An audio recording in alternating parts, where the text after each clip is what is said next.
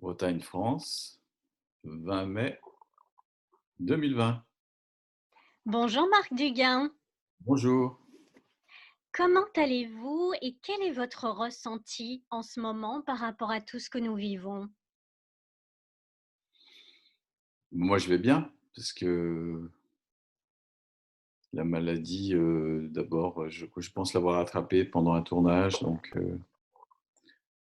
j'ai pas encore confirmation que ça a été ça, mais c'est pas la maladie qui m'inquiète le plus. Ce qui m'inquiète le plus, c'est un peu le tournant qu'on prend.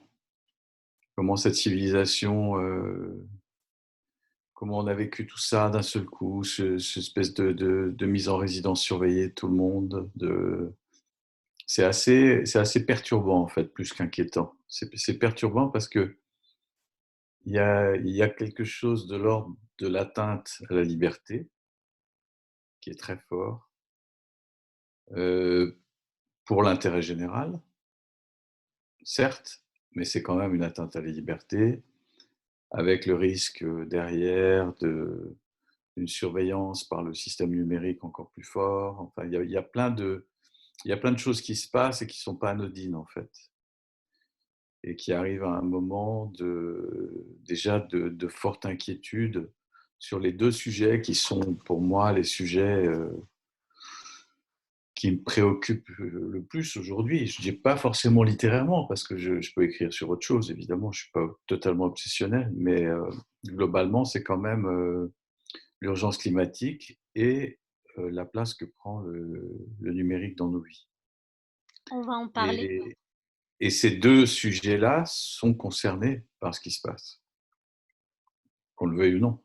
C'est, il y a une logique de on sent bien que d'abord l'origine, de ces épidémies est liée à notre environnement et à la déstructuration de notre environnement et d'un autre côté, on voit bien que ceux qui en profitent, mais là je fais pas du tout du complotisme, hein, mais ceux qui en profitent et qui en profitent, très largement, c'est toute cette industrie du numérique qui en plus ne paye pas d'impôts, donc qui en tout cas qui en paye très peu et donc qui ne compense pas ce qu'elle fait perdre à d'autres, au niveau de l'intérêt général.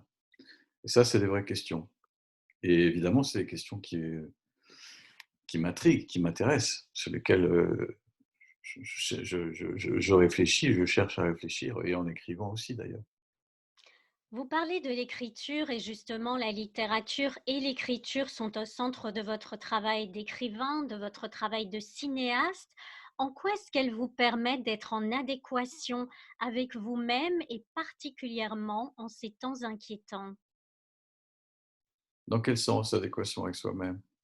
C'est ce que vous m'avez dit un jour, que ça vous permet d'être en harmonie avec vous-même. D'accord. Oui, parce que moi, je ne conçois pas tellement l'écriture pour l'écriture. C'est-à-dire qu'il faut qu'il y ait derrière l'écriture une envie de comprendre quelque chose, d'aller plus loin dans la compréhension d'une société, que ce soit celle de maintenant, celle d'hier, si on s'intéresse à l'histoire, celle de demain, si on fait un livre d'anticipation, comme ça a été mon cas dernièrement. Et je pense que si on ne participe pas de cette évolution du monde et de la réflexion qui est autour, il y a quelque chose qui est pour moi de l'ordre du décrochage, sans qu'on soit dans l'actualité, hein. Le rôle de l'écrivain, c'est pas du tout d'être dans l'actualité, d'être tous les jours derrière les informations, d'essayer de décrypter. Non, c'est pas ça. C'est plus que ça participe d'une réflexion générale, d'une réflexion globale sur un temps, sur une évolution, sur plein de choses et qu'on ramène évidemment en référence à des époques passées, à ce qu'on a pu connaître dans des périodes difficiles ou troubles, ou qu'est-ce qui nous a amenés là. Enfin, voilà, et moi, et tout ça, évidemment, se connecte, puisque c'est le cas maintenant, c'est maintenant le grand mot à la mode. Euh, et évidemment, il y a toujours, je pense que le rôle de l'écrivain, c'est aussi de décrypter tout ce qu'il peut y avoir de falsifié dans la façon dont on nous présente les choses. En tout cas, d'essayer de rapprocher le lecteur d'une certaine forme de réalité, si ce n'est de vérité. Je n'aurais pas cette ambition-là. Enfin, l'ambition, je pourrais l'avoir, mais en tout cas, je n'aurais pas comment dire, cet orgueil-là. Mais ce qui est certain, c'est que c'est très intéressant parce que c'est toujours la même chose. Au moment où il se passe quelque chose aussi important que ce qui vient de se passer, ce qui est en train de se passer, on écrit l'histoire en même temps. Et cette histoire est déjà falsifiée. Elle est falsifiée parce que l'histoire écrite immédiate est sous la pression de gens qui y ont intérêt. Et donc, on est déjà dans dans un écart qui est pour moi tangible entre la réalité et ce dont on dit, ce qu'on dit de cette réalité. Et ça, je trouve que c'est cet espace qui est entre les deux est passionnant pour l'écrivain ou pour le réalisateur ou pour Vous parlez du passé, c'est vrai que la grande histoire est très importante au sein de votre œuvre. Est-ce que vous avez l'impression qu'on vit un véritable moment historique aujourd'hui, en tout cas pour notre génération? historique. Euh, Ça sera historique si ça change vraiment notre mode de vie. Sinon, ça sera un épisode remarquable, au sens où, pour la première fois, on accepte, parce que c'est ça aussi, hein, on accepte tous de rester chez soi pendant 5 semaines, sans rien faire, de remplir une autorisation pour aller, pour partir 1 heure, finalement de s'installer dans un régime totalement policier, parce que c'est ça la réalité, euh, pendant une période donnée. Ce qui va un peu à l'encontre de toute la progression en termes de liberté qu'on a eue au cours des décennies précédentes. Donc c'est un choc, parce que c'est un arrêt de quelque chose qui allait dans un certain sens, de la liberté individuelle, en tout cas il faut l'espérer. Et là, d'un seul coup, on se retrouve dans une situation où donc tout ça est arrêté, et en même temps, est-ce que ça deviendra historique? Pour que ça devienne historique, il faudrait qu'il y ait une signification profonde qui se révèle et qui aujourd'hui, à part le fait que c'est une respiration dans l'ordre de la destruction de la planète par l'être humain, puisque on s'est donné finalement 2 mois aussi de sursis dans cette espèce de course à la destruction dans laquelle on est, par la consommation et la production de masse.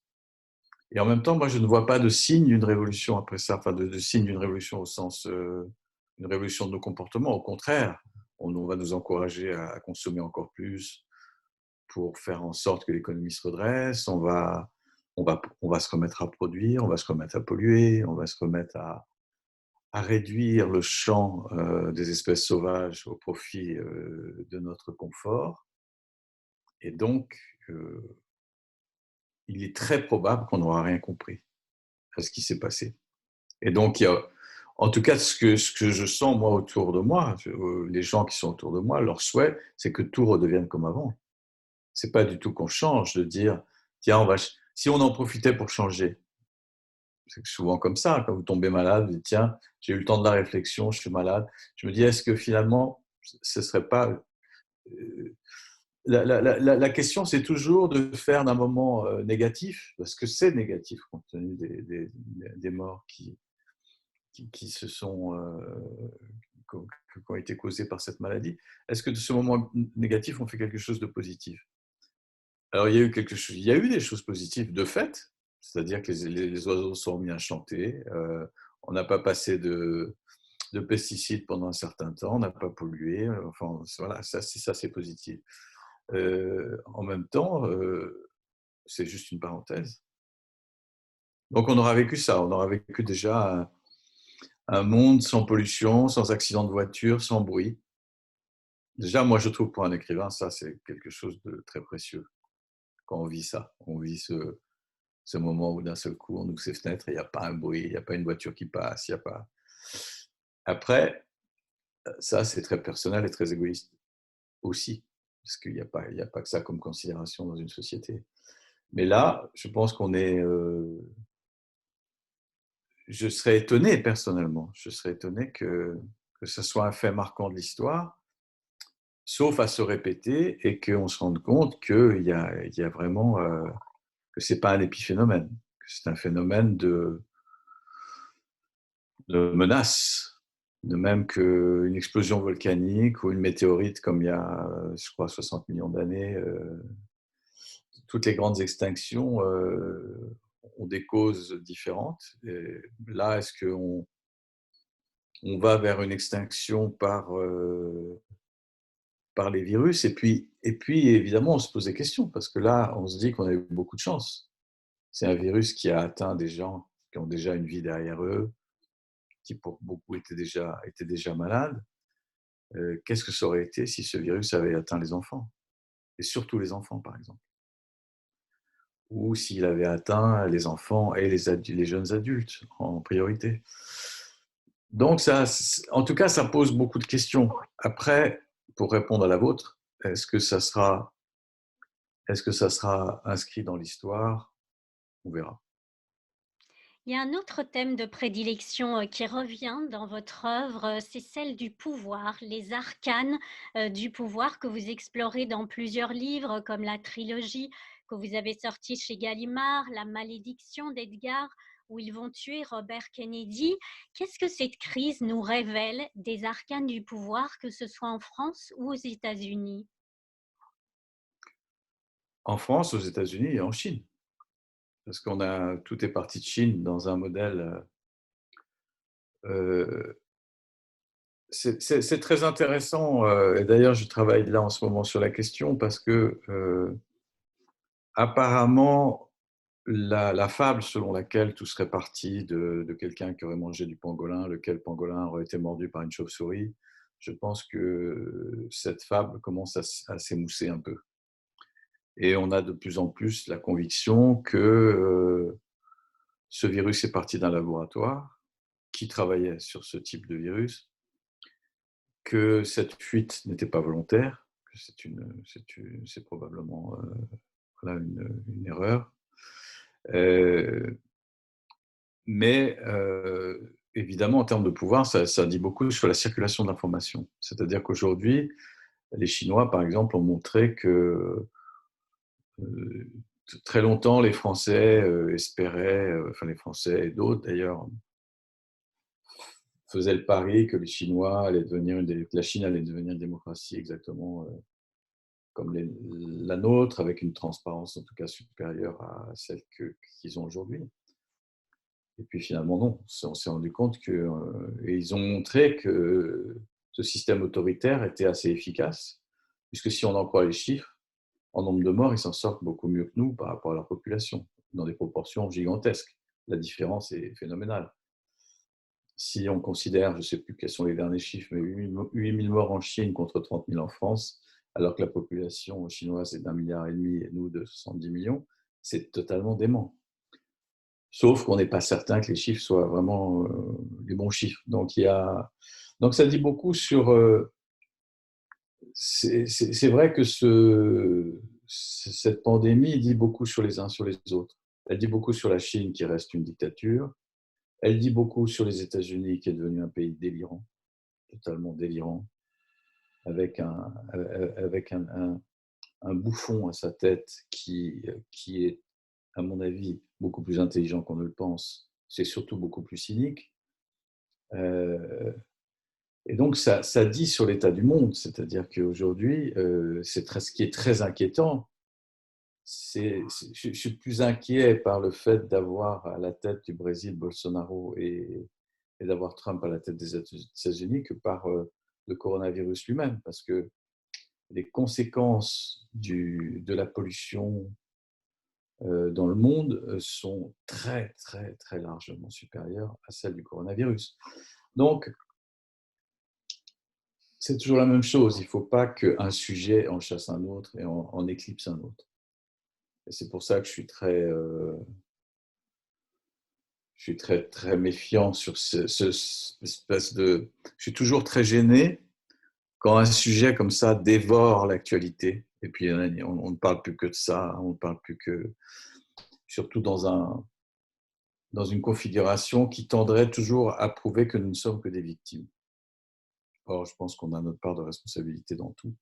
Et, et la victimisation, c'est intéressant parce que ça fait beaucoup vendre. Vous parlez de... Mais, Pardon. mais donc, je crois que pour répondre à votre question, en termes de pouvoir médiatique, de pouvoir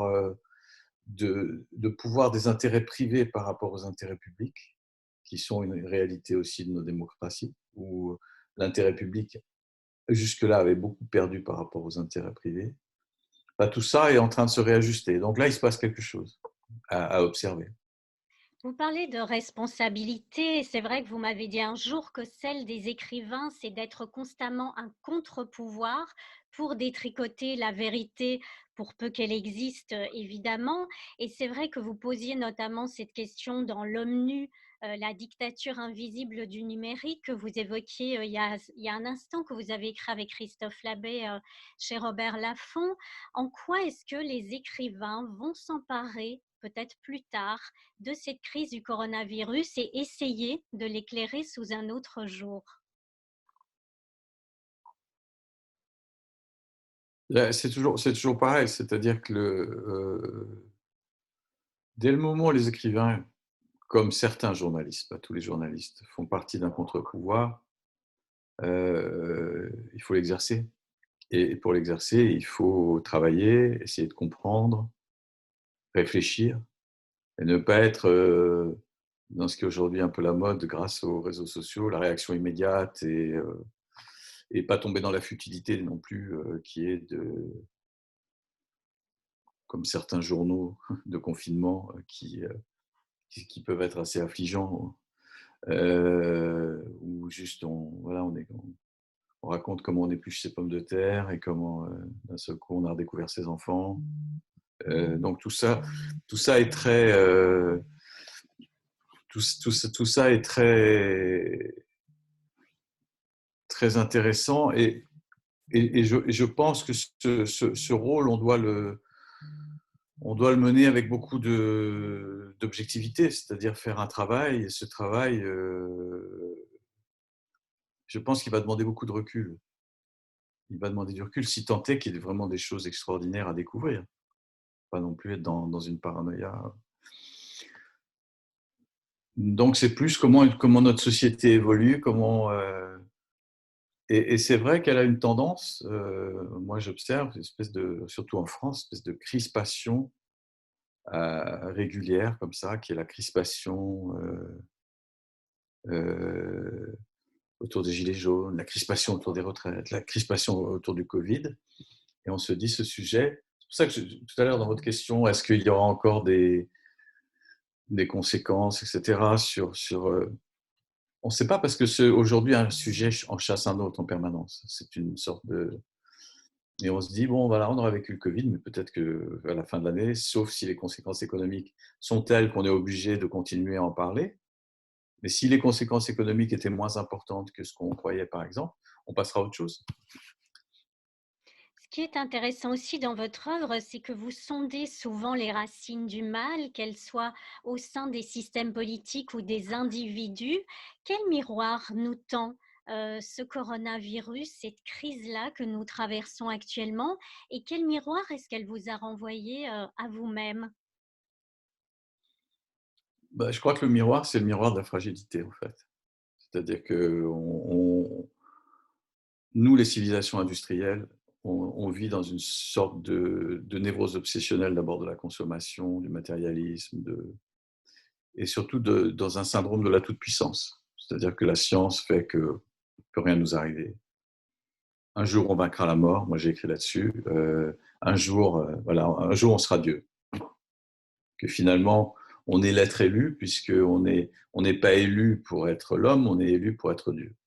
Et là ça prend une. Et moi, je le vois derrière, quand on parle avec des scientifiques, tout ça. Il ne faut jamais s'inquiéter, on va trouver la solution. La pollution, on aspirera le CO2, on trouvera toujours une solution. Bon, on vivra comme des petits robots, mais il y aura une solution. C'est toujours cette idée. C'est que le progrès et le commerce ne doivent pas s'arrêter. Donc, il y a quelque chose qui est